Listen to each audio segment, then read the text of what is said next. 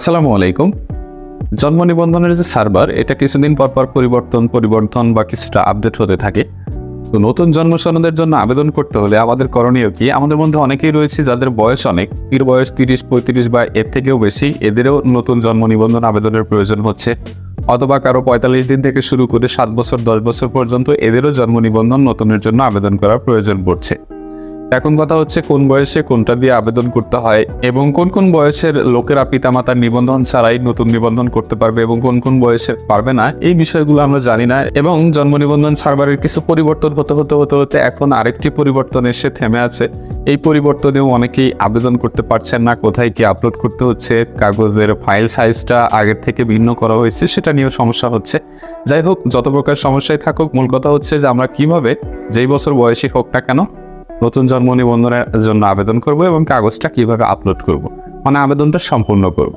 খুব একটা কঠিন কাজ নয় এই আবেদন করা। আজকের ভিডিও থেকে দেখলে আপনার কাছে একদম সহজ হয়ে যাবে। তো তার জন্য প্রথমে আমাদের যে কাজটি করতে হবে, যে কোনো একটি ব্রাউজার, কম্পিউটার বা মোবাইল ফোন থেকে যে কোনো একটি ব্রাউজার ওপেন করে নিতে হবে। যে কোনো একটি ব্রাউজার ওপেন করে নিয়ে আমরা লিখে সার্চ করব জন্ম নিবন্ধন। লিখে সার্চ করার পর প্রথম পেজটিকেই আমরা ওপেন করব। ওপেন করার পর আমাদের সামনে এরকম ইন্টারপেজ আসবে। আসার পর আমরা এখানে জন্মস্থান অথবা স্থায়ী ঠিকানা যে কোনো একটি সিলেক্ট করবো। আর কেউ যদি বিদেশ থেকে করতে চান বা দেশের বাইরে থেকে দূতাবাসের মাধ্যমে নিবন্ধন করতে চান, তাহলে এইখানে টিক মার্ক দিয়ে দিবেন। যাই হোক, এরপর আমরা পরবর্তীতে ক্লিক করব।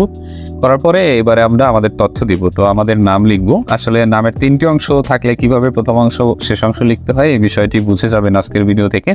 এবং যাদের যে কয়টি অংশ, 4টি থাকলে আপনি 3টি অংশ প্রথম অংশে লিখতে পারেন, আর শেষ অংশে একটি অংশ। 2 শব্দের হলে আপনি মোহাম্মদটা লিখে পরের অংশে নামটা লিখে দিবেন।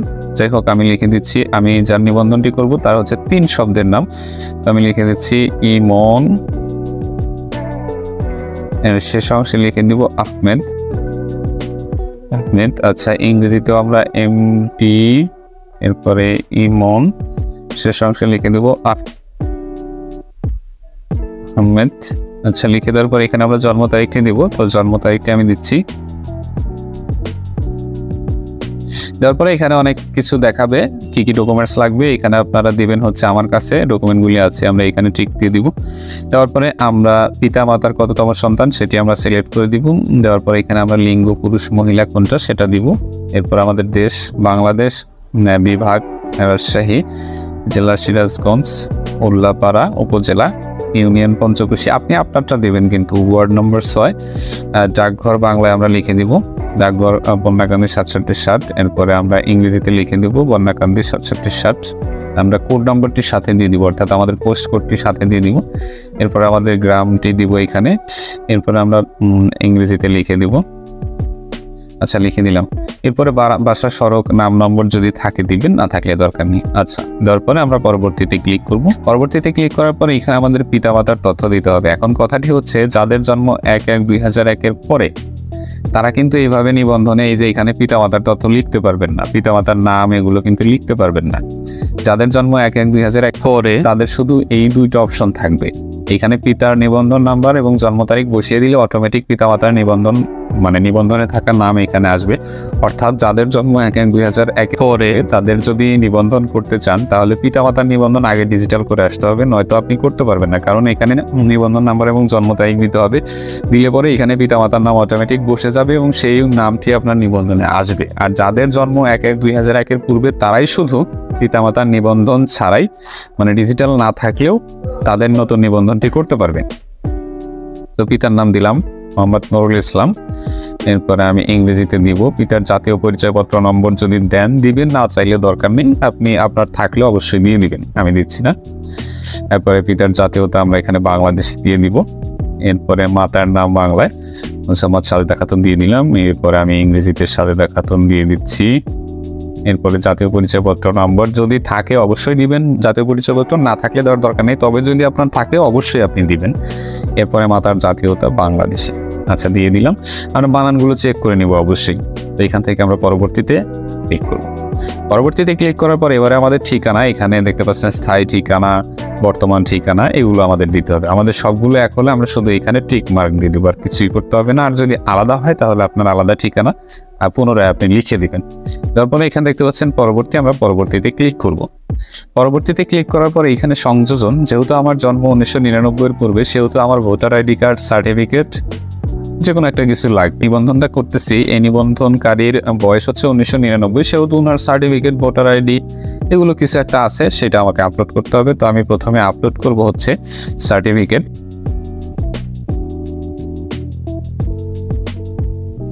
এখানে আমি ফাইল টাইপ দিব হচ্ছে চিকিৎসক কর্তৃক প্রত্যয়নপত্র, এইটা মানে যে কোনো একটা কিছু আর কি, প্রত্যয়নপত্রও দেওয়া যাবে। আমি এখানে স্টার্টে ক্লিক করে আপলোড করে দিলাম। এরপর আমরা সংযোজনে ক্লিক করে আমরা যেটি আপলোড করব সেটি হচ্ছে ট্যাক্সের কাগজ, বাড়ির ট্যাক্সের কাগজ। আপলোড করে দেওয়ার পরে এখানে আমরা সিলেক্ট করে দেব পিতা মাতামহ, এই নিচেটা ট্যাক্সের কাগজ আর কি। যাই হোক, আমরা এখানে আপলোড করে দিলাম। আপলোড করে দেওয়ার পরে আমাদের কাজ শেষ। এবারে আমরা পরবর্তীতে চলে যাব। সরি, আমি এখানে আবেদনকারী সিলেক্ট করি নাই, এখানে আমি নিয়ে সিলেক্ট করে দিচ্ছি। যদি আপনার 18 বছরের নিচে হয় তাহলে পিতামাতা যে কাউকে দিবেন আবেদনকারী হিসেবে। যাই হোক, আমরা আবেদনকারী সিলেক্ট করার পর আবার আমরা পরবর্তীতে ক্লিক করব। করার পরে এখানে আমাদের একটি মোবাইল নাম্বার দিতে হবে, তো মোবাইল নাম্বারটা দিচ্ছি। ওটিপি পাঠানে ক্লিক করলে আমাদের ওটিপি আসবে, অলরেডি চলে এসেছে, আমরা এখানে দিব। আচ্ছা, দেওয়ার পরে এখানে দেখতে পাচ্ছেন সাবমিট, আমরা সাবমিটে ক্লিক করব।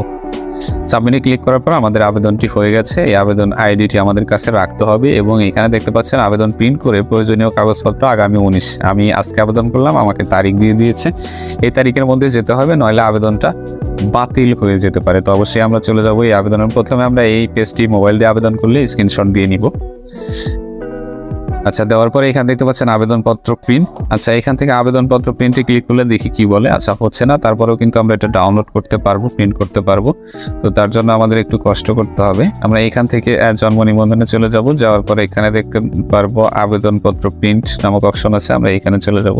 যাওয়ার পরে এখানে জন্ম নিবন্ধনের জন্য আবেদন আমরা এটাই সিলেক্ট রাখবো। রাখার পর আমরা অ্যাপ্লিকেশন আইডিটি দিব এখানে। আচ্ছা, দেওয়ার পরে এখানে প্রিন্টে যদি ক্লিক করি তাহলে শুধু আমরা নতুনের, সংশোধনেরটা হয়তো ডাউনলোড হবে না, আমরা নতুনের জন্য এখানে আসতেছে না হয়তো, কিন্তু আমরা এখান থেকে সেভ অ্যাজ পিডিএফে ক্লিক করলে আমাদের পিডিএফে কিন্তু ফাইলে কিন্তু সেভ হবে। করে নেওয়ার পরে এই আবেদন, নতুনের জন্য আবেদন, যে এই আবেদন কপিটা নিয়ে আমরা যে দুটো কাগজ আপলোড করেছি সেই দুটো কাগজ নিয়ে প্রয়োজন অনুযায়ী পিতামাতার নিবন্ধনের ফটোকপি নিয়ে আমরা যে ইউনিয়ন পরিষদে আবেদন করেছি সেইখানে গিয়ে আনতে পারবো। এখন কথা হচ্ছে কয়দিন সময় লাগবে। আমরা নতুনের জন্য আবেদন করলে সঙ্গে সঙ্গে যেদিন যাব সেই দিনই আমরা নিয়ে আসতে পারবো, কোনো সমস্যা নেই। আশা করি বুঝতে পেরেছেন কিভাবে নিবন্ধন আবেদন করতে হয় সঠিক নিয়মে। এরপরেও যদি কোনো প্রশ্ন বা জিজ্ঞাসা থাকে অবশ্যই কমেন্ট বক্সে কমেন্ট করে জানিয়ে দেবেন, যথাসাধ্য রিপ্লাই করে সমাধান দেওয়ার চেষ্টা করবো ইনশাআল্লাহ।